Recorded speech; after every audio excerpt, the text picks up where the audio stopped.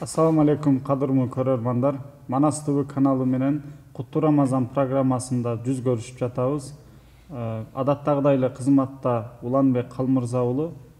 Барыңыздардын Рамазан айы кут болсун, туткан орозоңуздар кабыл болсун дейли. Куран Рамазан айында түшүп баштап 23 жылда толукталган. Демек биз Рамазан айы Куран-ы Карим айы деп да атасак болот. Себеби ушул Рамазан айында түшүп баштаган. Жана пайгамбарыбыздын дагы жашоосунда өмүр баянына карасак, пайгамбарыбыз өзгөчө Рамазан айында Куранга болгон мамилеси, ибадаттарга болгон мамилеси, анын ичинде Куранды окуу, аны хатым кылуу, мукабеле кылуу мамилеси кыйла өзгөргөнү дагы көбүрөөк болгондугунда биз окуп билип жүрөбүз. Бир мусулмандын Рамазан айында жа Рамазандан башка күндөрү Куранга кандай мамиле кылыш керек? Куран окуш керекпи? Же анын кандай десек, Куранды кандай окуш керек деген темада бүгүн маектешели деп турабыз. Бүгүн бизге конокто теология факультетинен окутуучу Айтмырза Сатыбалиев ага келди. Айтмырза Сатыбалиев агай, кош келипсиз. Рамазан айыңыз кут болсун. Рахмат, тең болсун агай. Баарыбыздын ороза айыбыз кут болсун. Жалпы кыргыз элибиздин бүткүл мусулман дүйнөсүнүн ороза айы кут болсун. Туткан орозолорубуз, жасаган ибадаттарыбыз, жана кылган дуаларыбызды Кудай Таалам кабыл кылсын иншалла. Амин, айтканыңыз келсин агай. Айтсаңыз, биз эми орозону баарыбыз билебиз. Эми орозо өзүн жеп ичкенде, өзүн кармануу, тутууну бир белгилүү убакыттарда албетте ниет менен билип деп айтабыз. Анан бизге бүгүн алгач эле мисалы орозонун хикматтары эмне ошол боюнча да айтып берсеңиз агай. Себеби толтура хикматы бар да, мисалы өзүбүздү тартиптеп атабыз, контролдоп атабыз, бир өзүбүзгө мындайча айтканда дисциплина берип, өзүбүз менен өзүбүз күрөшүп, баягы программа түзүп атабыз да, мисалы орозо айында мисалы. Бул эми азыркы учурда биз өзүбүздөн мындай жөнөкөй бир адам катары, жөнөкөй мусулман катары бир алган мындай бизге сабактары да, хикмат пайдалары депчи. Дагы мисалы кандай хикматтары бар эле ошол боюнча айтып берсеңиз агай. Эми бизде орозо айы дегенде эле ачка жүрүүнү, баягы курсагы ток жүргөн адамдардын ачка жүргөн адамдарды түшүнүү деп билебиз. Көбүнчө ушундай түшүнүктүү болуп калат, бирок бул туура эмес. Анда эгер буга карай турган болсок, анда баягы бай адамдарга гана парыз болгондой, ачка жүргөн адамдарга парыз болбогондой бизге туюлат. Биз Бакара сүрөсүнүн 123 аяты менен бул хикматын түшүндүргөнгө аракет кылайлы. Алла Таалам Куран-ы Керимде Я айюхаллазина аману алейкумуссиям кутиба алейкумуссиям. Кимдерге? Момун мусулмандарга парыз ороза кармоо. Ороза кармоо парыз кылынды деп атат. Ортосунда Кама кутиба алаллазина мин qablikum. Бул парыз болгон орозо силердин мурдагыларга да парыз болду деп атат. Эң акырында аяттын эң акырына хикматын ушул жерден издешүш керек. Лааллакум таттакун. Таква болушуңар үчүн. Кудай Таалам бизден таквалыкты күтүп атат.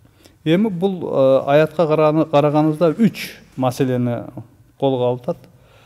Биринчиси Кудайга ыйман келтиргендердин ороза кармашын парыз кылды атат, милдет кылды атат, ошону кармашын керек.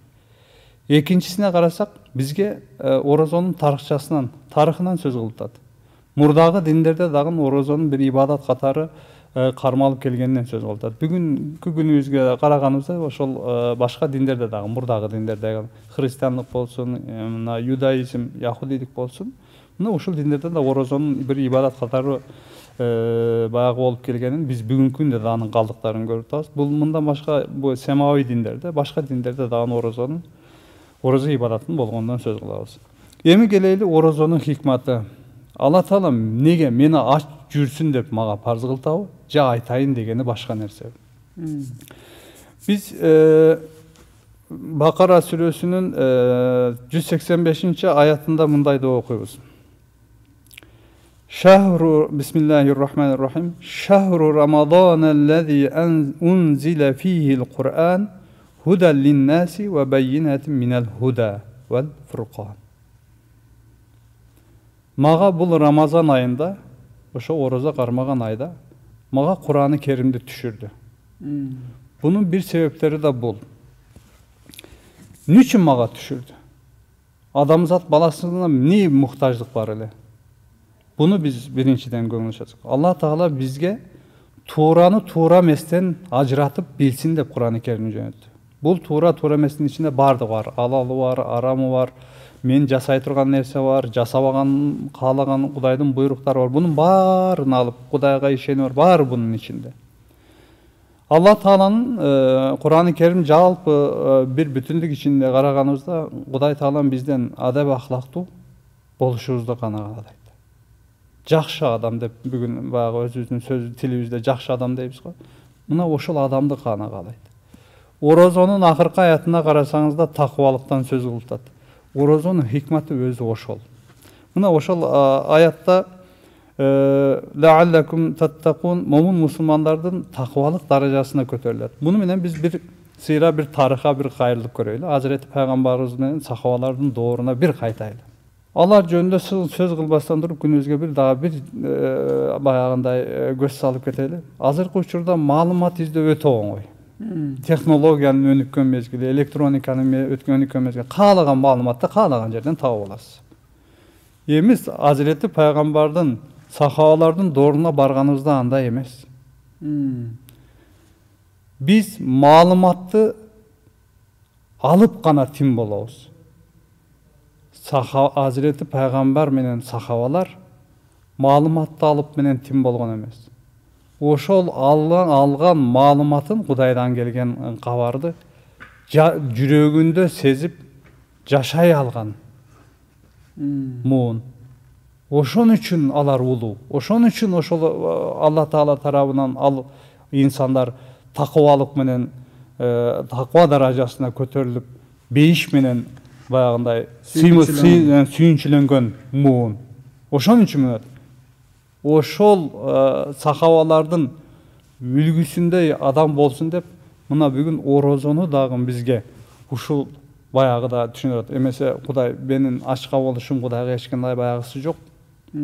Кудай биздин ибадаттарга муктаж эмес. Муктаж эмес. Ошон үчүн таква даражасына көтөрүлсүн деген. Ничим bir айда? Биз өзү унутуп калабыз. 12 ай бар. Ар бир 12 айда жасаганымы мен Рамазан айында сынактан өтөм. Өзүмү сынайм. Мен кандай абалга келдим? Бизде билесиң, адамда bir напис, арзу деген нерсе бар, каалоо деген нерсе бар. İnsan курсагы ток болгондо көбүнчө унутуп калат өзүнүн ээсин дагы.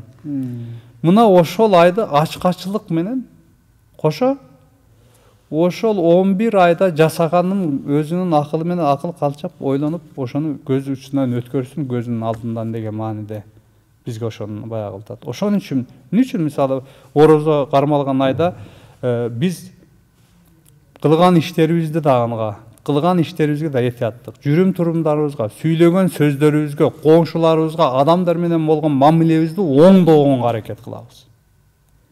Бирөөнүн көңүлүн дагы баягы оорутпаганга аракет кылабыз. Ничи? Куран деги өзү адам баласынын ошондой адам болушун каалайт. А бул мен bir айда жашайм, 11 айда көп нерсени баягы бейгамдык деп коебуз го. Ач болсоң шүгүр кыласың, курсагың ток болсо шүгүрдү дагы унутуп каласың дейт. Мына ошондой акыбалга келебиз. Ошондо ошол Рамазан айы менен бизге муну Куранда айтылган кабарды, Кудайдын кабарын, катын бизге эскерткен ай. Ошон үчүн буйрса такыбалыкка жетерсиңер. Ким такыбалыкка жетет? Куранды жашаган адам, түшүнгөн адам, көп окуган адам жетет. Ооба, албетте чындыгында эле бизге биз ошол лааллакум таттакун деген маанисинин биз эмне үчүн хикматтарын, пайдалары жөнүндө айтып бердиңиз. Эми өзүңүз да жогоруда айтып өткөндөйчү, мисалы оручтун ошондой хикматтары бар экен да, ал жагы анык. Анан андай бар экендигин, ошондой хикматтар, пайдалар, адамдар үчүн жакшылыктар бар экен да, башка дагы аяттарда да бул айтаарында көрсөтүп айтарын айттыңыз. Эми агай бул айттык го жана жогорудачы, бул Рамазан айы мисалы ар бир, мен деле ойлойм, ар бир адам үчүн, мусулман үчүн ар бир күн маанилүү да. Ар бир саат маанилүү. Себеби бул бул дүйнө бир, кандай десек, бир сыноо дүйнөсү, ошонун ар бирин карап, баалап, ошону жашап, ошону неме кылыш керек депчи. Бирок Кудай Таала эмнеге ушул Кудай Таала биз үчүн да бир белек катары деп өзүм да сезем. Ошол Рамазанга бизге артыкчылыктар, өзгөчөлүктөр берип койду. Ошол эле орозону берди. Анан башка ибадаттар да Рамазанда дагы, мисалы, башка ибадаттардын дагы соогун көбөйтөт.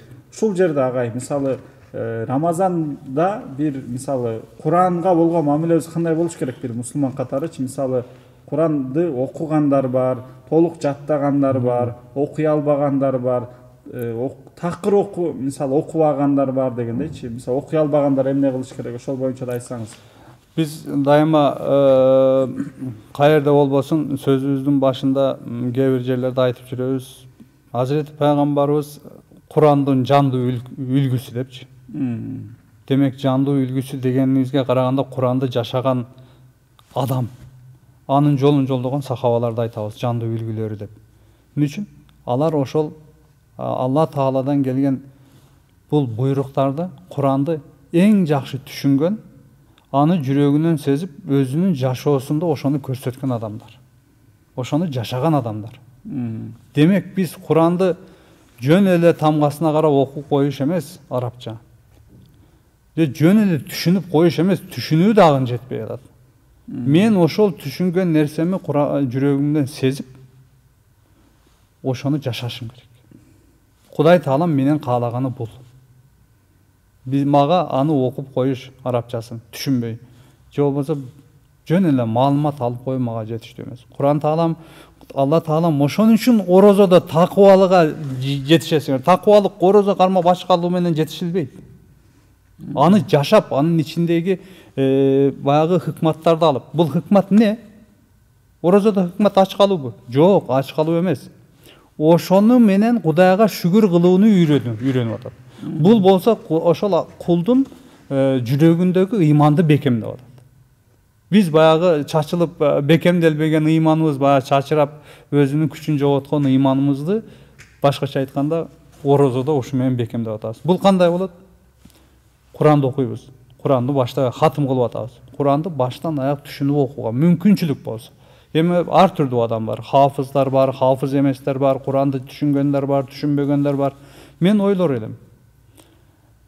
Бир алым айткан экен, эгер Куранды түшүнбөй окусаң, анын соогу ушунчалык, бир кандайдыр бир даражачылык.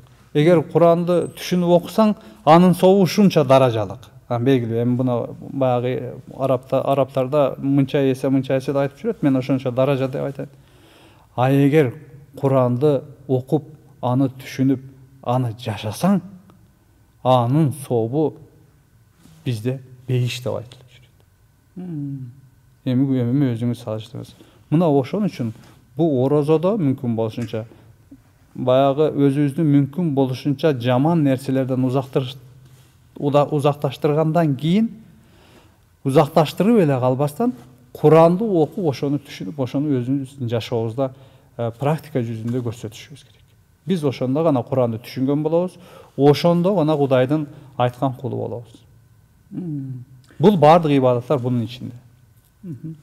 Анда, мисалы, демек, бул Куранды жөн эле окуп койбой, аны түшүнүүгө дагы далалат кылуубуз экендигин түшүнүшүбүз керек, анан аны түшүнгөн нерсебизди жашообузда көрсөтүшүбүз керек, жашап. Анда түшүнүш керек дедиңиз, анда мындай суроо туулуп атат агай. Мисалы, ошо Курандын мазмунунда эмне бар? Мисалы, эң негизгиси, мисалы, өзгөчө азыркы күндөгү биз кайсы Курандын негизи, Куранда ар бир буйругу биз үчүн маанилүү. Куран бул кыяматка чейин биздин китебибиз, ада эч кандай бир дагы аракеси, бир да тамгасы өзгөрбөгөн биздин Кудай Тааланын каламы деп коет. Ушундай китебибиз. Бирок ошо Курандын кайсы негизги мындай каттарын айтып берсеңиз, неме кылыпчы? Негизги мындай буйруктарын, тыюуларын, эскерткен, айткан нерселерин, чакырган нерселерин. Ооба, Куранда өзү баягы мен айтып жүрөм, Куранда бир ахлак деген нерсе бар да. Курандын ахлагы менен ахлаклангыла. Кудайдын силерге айткан ахлагы менен. Өзү бир эле нерсе бар, ахлак деген нерсе бар. Anın içindeki nerseler, misалы ahkam ayattар болsun, Кудайга ишенүү жөнүндөгү аяттар болsun, анан кийин баягы сабак алуучу эски тарыхта жашалып өткөн окуяларда кыссалар болsun. Булардын баары адамдын, Кудайга ишенген адамдын ахлактуу, адеп ахлактуу жашашын көрсөтөт. Мен Кудайдын буйруган алалын кылам, арамын кылбайм. Же болбосо Кудайдын көрсөткөн жолунда жүрөм, анын көрсөтпөгөн жолунда кетпейм. Анын тыюу салган жолунда кетпейм. Бул арам, алал ушуга окшогон эле нерсе. Эми фыкыхчылар буну башкача баягы кылышат. Ошол илимдин баягысы.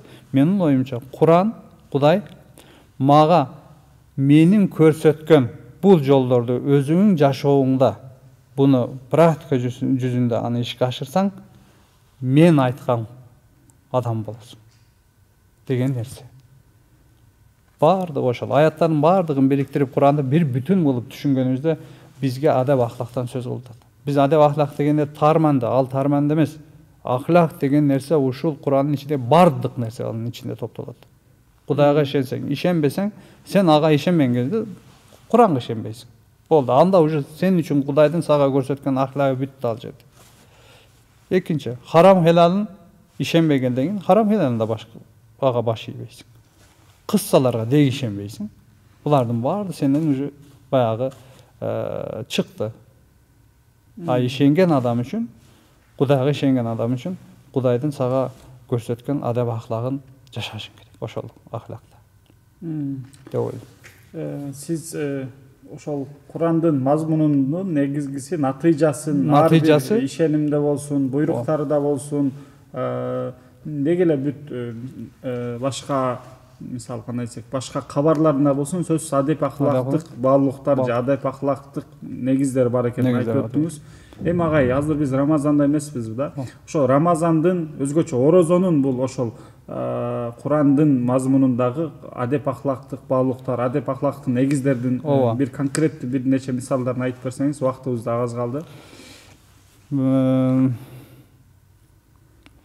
Өзү баягы кылып айтып өттүм.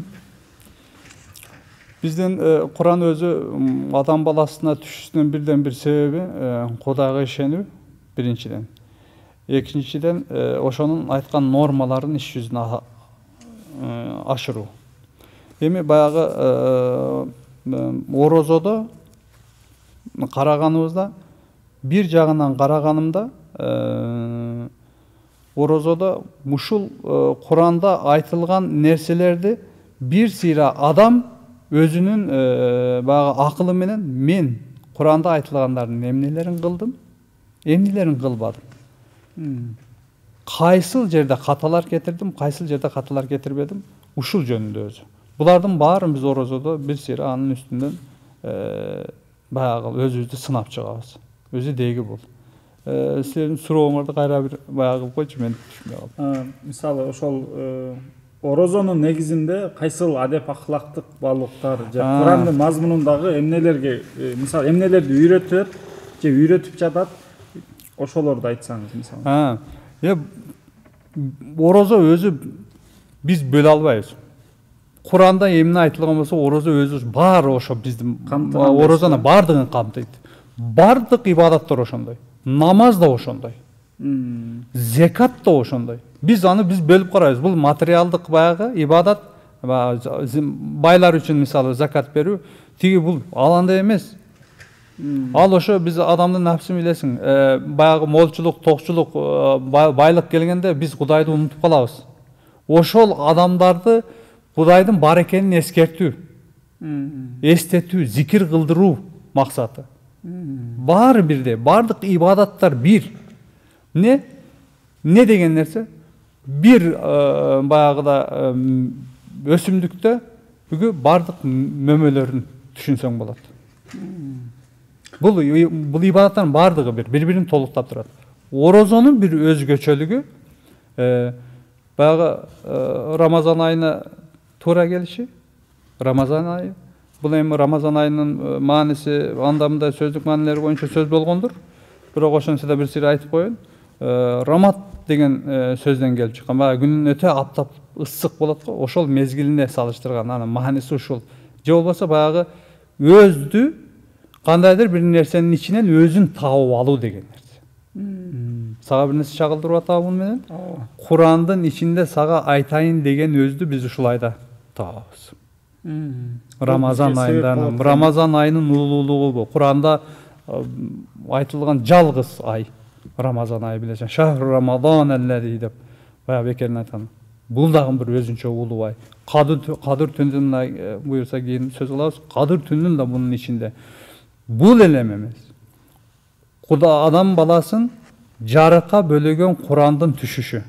Дүйнөдө зулумдуктун, караңгылыктын, адилетсиздиктин өкүм сүрүп турган мезгилинде адамдарды куткаруучу, ага жол көрсөтүүчү катары Кудайдын сөзүнүн келип түшкөн ай болушу мына ошонун өзгөчөлүгү. Орозонун ичинде дагы экөө Курандын түшүшү менен экөөнүн биргелешинин бир себеби да биз Куранда айтылгандарды канчалык деңгээлде аны ишке ашыра алдык. Орозо бизге ошону эстетет. Дагы бир орозо жөнүндө сөз кылып коеюн бир. Сиз чөлдө кетип атсаңыз, суу жок. Сизге суу бергенде кимди эстейсиз? Алланы эстеп шүгүр кыласыз. Суу мол. Дайыма суу бар. Сизди эстеткен бир нерсе бар, Кудай? Эч нерсе жок. Анткени сиз муктаж эмессиз. Адам баласы муктаж болбогон учурда эч качан Кудайды эстеши да, же болбосо ээсин эстөөнү унутат көбүнчө. Бул адамдын кемчилиги. Кемчилик тарабы ушул. Напсине баягы кылабыз дейбиз го. Баягы рахат, бейгамдык мезгилде, бейгам мезгилде мына ушундай нерсени. Орозонун бир өзгөчөлүгү да ал. Демек эстетип баягы нимат бергенди, жаратуучуну эстетип, жана ага шүгүр келтирүүнү да үйрөтөт экен. Жана агай муну дагы бир аз жыйынтыктап айтып берсеңиз, мисалы Рамазан бул Куран айы деп сиз да айтып аттыңыз. Негизинен ушинтип айтылат эмеспи? Рамазан Куран айы дегенде кээ бир өзгөчөлүктөн айттыңыз. Дагы кандай эмнелерди айтсак болот? Рамазан бул Куран айы дегендечи. Эмнелерге көңүл бурушубуз керек же бурсак жакшы болот деген. Биринчиден жана баягы сөзүн айтып бүттүм, мен бир экинчи тарабын айтайын. Биз адам баласы көбүнчө көргөнүбүзгө ишенебиз. Окуганыбызга эмес, түшүнгөнүбүзгө эмес. Бир мусулман Куранды жашай баштаганда анын тегерегинде бир канча адам чөйрө болот. Анын үй бүлөсүнөн жаңы өсүп келаткан муун бар. Экинчиси анын коңшусу бар. Үчүнчүсү исламды кабыл этпеген башка диндеги адамдар бар. Биз ушул учурда Куранды жашоо менен ошол инсандарга үлгү боло алабыз. Анткени күнүбүздө бир пайгамбарыбыздан эмне үлгү алайын дейбиз. Бүгүн мен эле эмес, башка диндегилер дагы пайгамбарыбызды ушунчалык урматташат. Анын урматташынын себеби эмне? Куранды жашаганда. Вот ушул тарабыбыз менен биз башкаларга өрнөк боло алабыз. Бул өрнөктүк кандай болот? Жана айтып өттүм, Куранды түшүнүп жашоо менен болот. Мен ушундай түшүнөм. Башкалар кандай түшүнөт? Алардын да баягысы бар. Өздөрүнүн баягы далилдери бардыр. Менин далилим Куран. Куранды түшүнгөндө гана мен буну жашай алам. Орозо айында муну мүмкүн күчүбүздүн жетишибизче. Куранды баштан аяк хатым кылалы. Сообун алалы. Сооп деген нерсе сен аны жашагандан сенин анын баягысында сага Кудайдын бейишти бериши. Сооп дегенде биз ошону түшүнөлү. Ошонун баягысы жасагандыгым үчүн мен өзүм үчүн жасайм, бирок Кудай тарабынан бейиш менен сыйланам. Чоң рахмат агай. Бизге бүгүнкү программада ошол орозонун хикматтары, Куран, Рамазан айы, булардын өз ара байланышы, антип түшүнүү, ичиндеги каттар эмне, негизге ала турган, биз түшүнө турган эмне экендерин айттыңыз. Демек биз өзгөчө бул баягы Кудайдын дагы бул артыкчылык берген айда дагы бул бир өзүбүздү эсеп кысап кыла алышыбыз керек экен деп айтып өттүңүз. Сизге ишиңизге ийгилик. Чындап эле ошол сиз айткан тилек максаттар орундалсын, баарыбызды Куранды окуган, түшүнгөн адамдардан кылсын деген ниет. Кудайым айтканыбыз тилеген тилегибизге жеткирсин. Мен эң акыркы сөзүм ушу болот эле. Оң колума Куранды кармасам, сол колума сүннөттү кармоону унутпайлы. Чоң рахмат агай, айтканыңыз Сізге келсин. рахмат.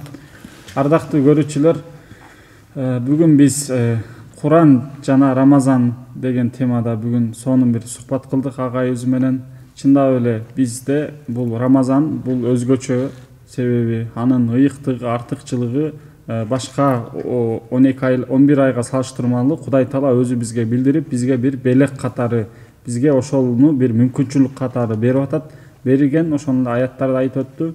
Демек биз Рамазан айынын ар бир күнүн, ар бир мүнөт сааттарын дагы баалап, мисалы ибадат болсо ибадат, жакшылык болсо жакшылык кылууга, мисалы Куран окуу болсо Куран окууга кетирип, коротуп, ошону биз мындай баалап, аны аткарышып, орундатуу керек экенибизди биз түшүндүк. Негизинен бул Куранды азыркы учурда мисалы Куранды окуу, угуу, түшүнүү, маалымат көбөйдү. Негизгиси биз дагы бул баягы негизинен биз чоң шаарларда жашап атабыз, ар бирибиздин жумушубуз бар, турмуш тиричилигибиз бар. Бирок бизге өзгөчө Рамазан бир мүмкүнчүлүк, шанс. Биз ушул айда Куранды окуй албагандар аны окууга аракет кылсак жакшы болот экен. Ал эми окугандар дагы да көп окуганга, окуганды билгендер аны дагы түшүнүүгө, анын маанисин өзүнүн жашоосуна алып келүүгө, маанисин түшүнүүгө, өзүнүн практикалоого, жашоосунда колдонууга биз далалат кылышыбыз керек экенин бүгүн түшүндүк. Кудай Таалам бизди Куранга ишенген, анын жалпы мазмунуна амал кылган мусулмандардан, момундардан кылсын. Ошо Куран менен сүннөттөн бизди эч качан айырбасын деген изги тилектеримди айтамын. Ошону менен бүгүнкү Рамазан жана Куран деген темалуу бүгүнкү берүү соңуна келип жетти. Баарыңыздардын туткан орозоңуздар кабыл болсун, Рамазан айы кут болсун. Эмки берүүлөрдөн көрүшкөнчө сак саламатта туруңуздар.